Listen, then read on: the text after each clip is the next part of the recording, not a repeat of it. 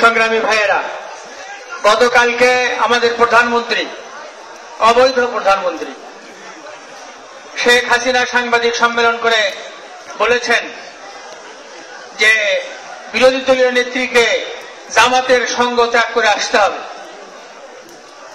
জামাত ইসলামী কার সাথে জোট করবে, বিএনপি বা কার সাথে জোট করবে, সেটা তাদের নিজস্ব বিষয়। সেই পরামর্শ কি হাসিনার কাছ থেকে নেওয়ার কোনো দরকার আছে? আর হাসিনা কোনোদিন আমাদেরকে ভালো পরামর্শ দেবে? হাসিনার পরামর্শ আমাদেরকে চলতে হবে। আজকে জামাত ইসলামী কে কর্নার করার চেষ্টা করা হচ্ছে, কি রাজাকার, জঙ্গিবাদ, আলবদর, আসাম, তো অনেক কথা বলতেছেন আপনারা। শেখ হাসিনা, আপনার কি মনে নাই 96 সালে যখন আপনি ক্ষমতায় এসেছিলেন, আসার পরে প্রেসিডেন্ট পদপ্রার্থী বদরুল হাদার চৌধুরীর পক্ষে ভোট চাওয়ার জন্য অধ্যাপক গোলাম আজমের বাড়িতে জায়নামাজ আর তসবিহ নিয়ে গেছিলেন? তখন কি গোলাম আজমের গায়ে গন্ধ ছিল না? এখন গন্ধ খুব বেশি হয়েছে। নিজামী সাহেব আব্দুল কাদের মোল্লা সাহেবের সাথে দিনের পরের দিন আপনারা মিটিং করেছেন, পাশে বসে চা খেয়েছেন, কেয়ারটেকারের আন্দোলন করেছেন, তখন কি জামাতের গায়ে গন্ধ ছিল না? এখন খুব বেশি গন্ধ হয়েছে।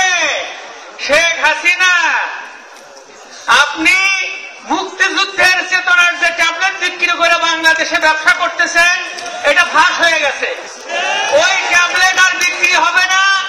নতুন খাপে, নতুন খোলসে ওই চেতনার ট্যাবলেট আর বাংলাদেশের মানুষের কাছে বিক্রি করার চেষ্টা করেন না।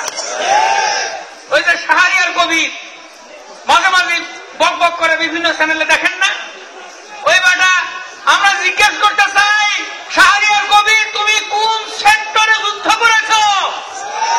একটা 11টা সেক্টরে মুক্তিযুদ্ধ হয়েছে। শাহরিয়ার কবির ভারতের উৎসৃষ্টভোগী।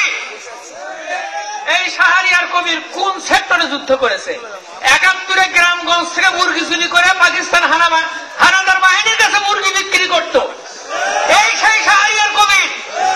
এই মুনতাসির মামুন, যাকে অনেকে মুতা মামুন বলে, এই মুতা মামুন আজকে মুক্তিযুদ্ধ গবেষক সেজেছেন। আপনি কোন সেক্টরে মুক্তিযুদ্ধ করেছেন? অনেকেই বড় বড় মুক্তিযুদ্ধ সেজে বসেছেন। শেখ হাসিনা ওই জামালপুরের নুরু মৌলানাকে এমপি বানিয়েছেন, মনে নাই? আপনি বলেন বেগম খালেদা জিয়া নাকি রাজাকারের গাড়িতে পতাকা উড়াইছেন, কিন্তু না, আপনি 96 সালে সর্বপ্রথম নুরু মৌলানাকে তাকে ধর্মমন্ত্রী বানায়া সর্বপ্রথম আপনি রাজাকারের গাড়িতে পতাকা উঠাইছেন। শেখ হাসিনা, আপনার বিআই কি ওর নাম, খন্দকার ইঞ্জিনিয়ার মোশাররফ, ওর গায়ের গন্ধ খুব ভালো লাগে। অসত্য গোষ্ঠী রাজাকার।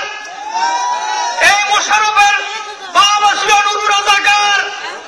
আপনার বিআইয়ের বাপ নুরু রাজাকার। কে জানে? ফরিদপুরের মানুষ সবাই জানে নুরু রাজাকার ছিল। তার বেটা হলো মোশাররফ রাজাকার। রাজাকারকে বলেছেন বিআই, আর আমাদেরকে বলেন আপনি রাজাকার। 42 বছর পরে বাংলাদেশের স্বাধীনতা বিরোধী কেউ নেই। সকলেই স্বাধীনতার পক্ষের শক্তি।